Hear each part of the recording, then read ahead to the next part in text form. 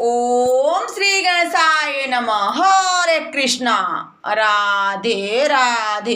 मैं कुसुम सिंह छत्राणी आप सभी का अपने चैनल शिव शक्ति में हार्दिक स्वागत करती हूँ। आज मैं आप लोगों को शिव महापुराण के पंचम उमा संहिता के 13वां अध्याय की कथा सुनाने जा रही हूँ। पुराण महिमा। सतकुमार जी बोले, हे मुनीश्वरों, वेद की ऋचाओं का और ही महात्म्य है। यहाँ तक कि जो वन में कंद मूल फल खाकर तप करते हैं, उनके समान तो वेद की एक ऋचा ही फलदायक है। जो फल वेद के पढ़ने से होता है, उससे दूना उसके पढ़ाने से होता है। हे मुनीश्वरों, जैसे सूर्य चंद्रमा के बिना जगत प्रकाश रहित है, वैसे ही बिना पुराण के सारा संसार प्रकाशहीन है। इस कारण सर्वदा पुराणों का अध्ययन करें, क्योंकि पुराण सर्वदा अज्ञान का निराकरण करता है और वह परम वक्ता तथा पूजनीय है। समस्त पात्रों के मध्य में पुराण वक्ता बहुश्रेष्ठ है। वह मनुष्य को गिरने से यानी पतन होने से बचाता है। इस कारण इसका नाम पात्र है। जो पुराणों के जानकार हैं, उन मनुष्यों के सामने अपनी बुद्धि कदापि नहीं लगानी चाहिए, क्योंकि पुराणों का वक्ता ब्रह्मा विष्णु शिव और गुरु के समान सर्वज्ञ होता है। पुराणों के जानने वाले को जो भी धन धान्य और स्वर्ण तथा अनेक वस्त्र आदि दिया जाए, सब थोड़ा है। जो मनुष्य पुराणों के जानकार सुपात्र को अच्छे पदार्थ प्रेम से देता है, वह परम गति को प्राप्त होता है। उसके लोक परलोक के सभी मनोरथ पूर्ण होते हैं और वह अश्वमेध के फल से के समान प्राप्त करता है। जो पौराणिक को जुती हुई पृथ्वी दान करता है, वह अपनी 10 पीढ़ियों को तारता है और अंत में वह शिवलोक को प्राप्त करता है। समस्त देवता यज्ञों भेंटों और पुष्प पूजा से उतने संतुष्ट नहीं होते जितने कि पुराण की पुस्तक बांचने वाले से संतुष्ट होते हैं।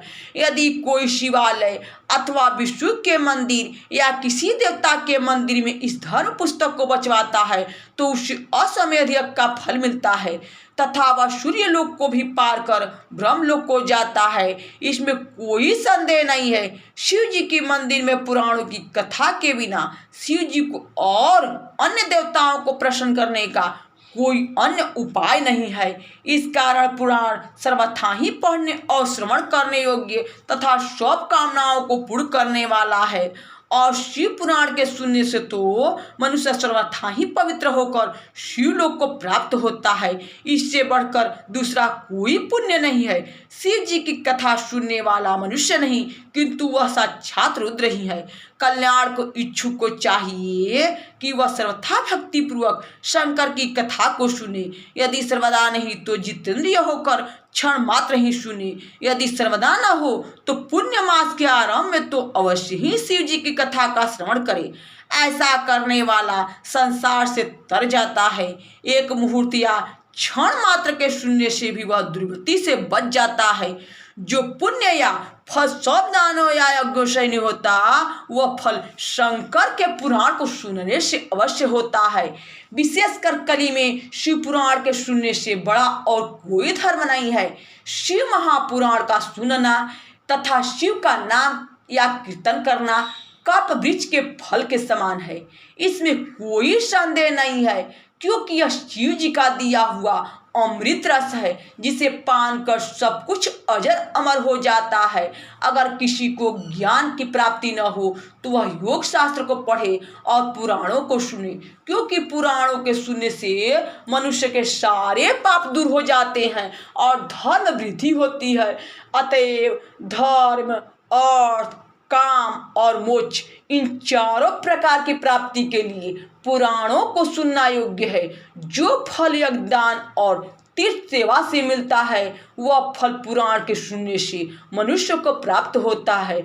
26 पुराणों में से यदि कोई भक्ति पूर्वक एक भी पुराण को सुनता या पढ़ता है, तो उसे अवश्य ही मुक्ति प्राप्त होती है। पुराणों के बिना संसार में अन्य कोई सुखदायक मार्ग नहीं है।